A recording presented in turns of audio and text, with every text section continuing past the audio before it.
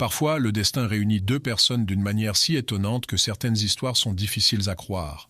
Personne ne sait avec certitude comment deux âmes solitaires se rencontrent, que ce soit par hasard ou par des desseins mystérieux. Mais en un instant, toutes les pièces du puzzle s'assemblent en une seule grande image.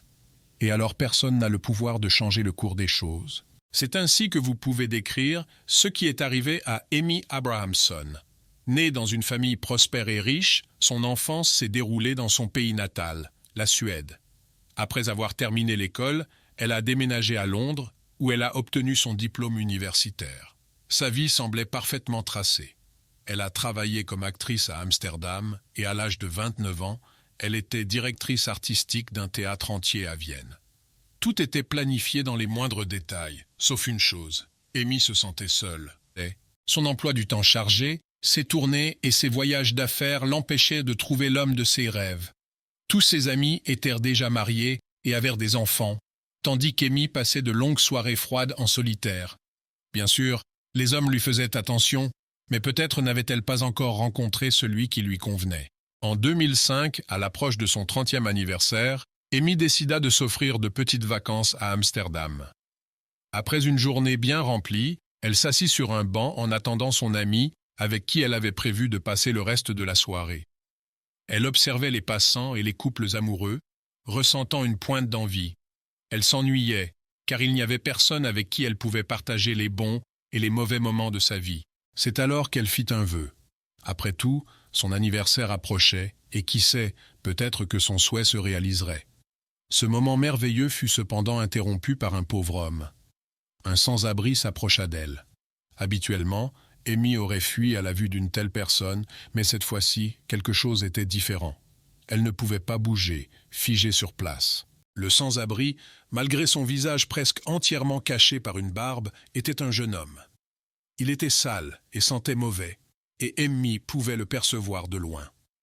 Il lui demanda l'heure, même si une énorme horloge était juste en face du banc. La fille le regarda avec perplexité et répondit immédiatement « Il est 5h30 ». Amy se souvient encore de ce moment inexplicable.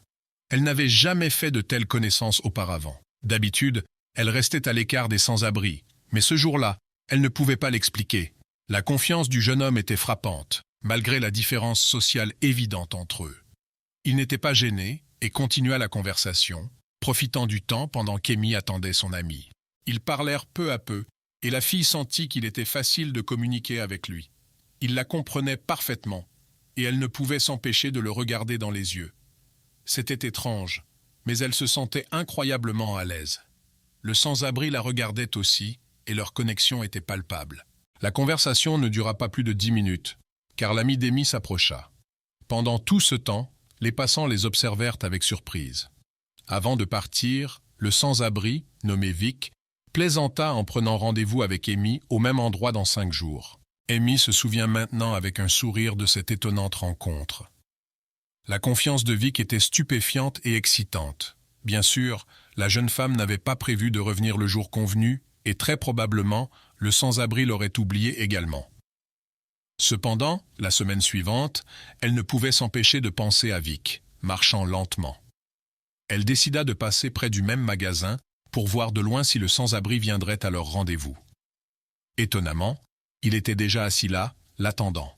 Leur prochaine rencontre se passa très bien. Ils parlèrent beaucoup de la vie et apprirent à mieux se connaître. Amy se souvient de ce moment avec tendresse. Vic s'était préparé, s'était même lavé un peu, bien que ses mains et ses ongles soient encore terriblement sales. Il arriva sur un petit vélo presque enfantin, tenant une valise. À l'intérieur, elle découvrit son sac de couchage et une canette de bière. Vic raconta qu'il avait déjà voyagé en Europe, mais que l'argent s'était rapidement épuisé.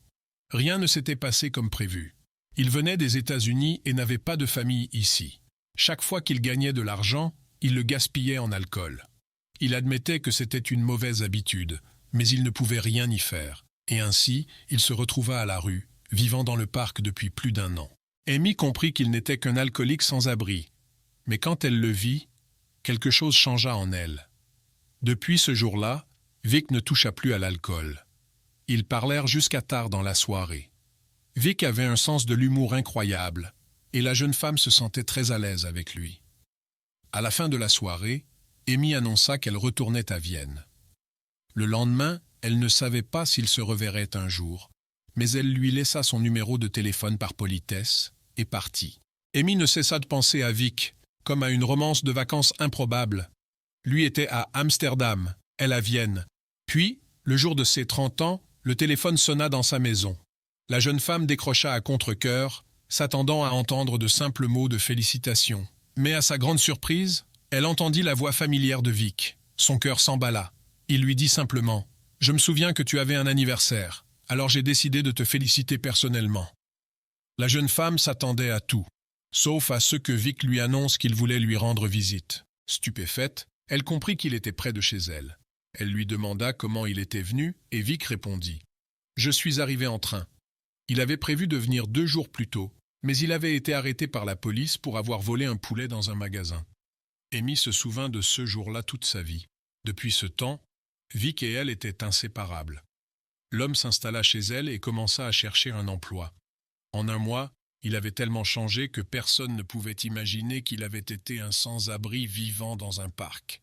Ce bel homme ne pouvait pas être le même Vic du banc. Après avoir surmonté de nombreux retards bureaucratiques, Amy et Vic se sont mariés en 2 ans. Le gars travaillait comme électricien et en 6 ans, le couple a eu des jumeaux. Jusqu'à ce que l'homme prenne cela comme un défi, il devait travailler encore plus dur parce qu'il se sentait beaucoup plus responsable en tant qu'homme et père dans la famille. Il a créé une petite entreprise de réparation.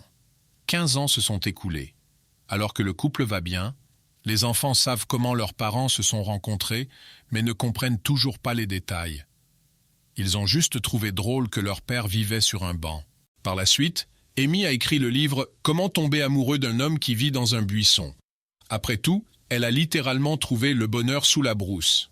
Ensemble, ils sont apparus sur la chaîne britannique et ont donné une interview où ils ont parlé du livre et de l'histoire de leur amour. Comme le dit Amy elle-même, pendant toutes ces années, je n'ai jamais regretté d'être venue à cette réunion.